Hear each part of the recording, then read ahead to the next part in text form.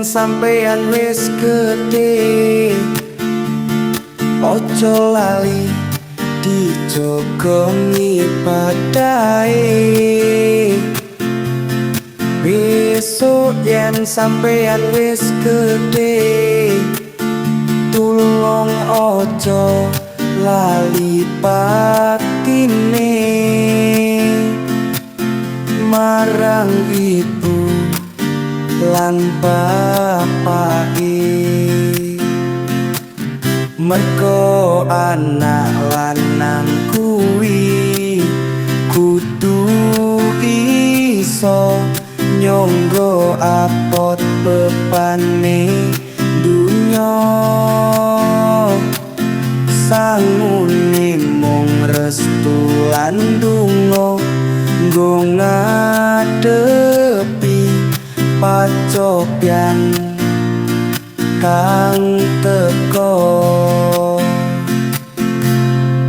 Dadi lanang tenanan sing ora kakean crita, muga diparing pepadang lancar golek sandang pangan, oleh rejeki kang halal, restu ibu lan bapak ora bakal ilang.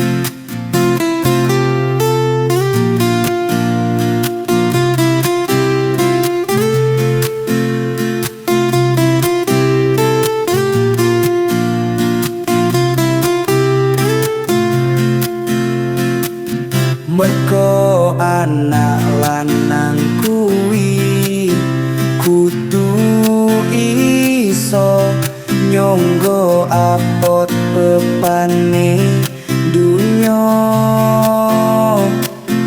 Sangune mung restu lan donga nggo ngadepi pacobyan kang teko.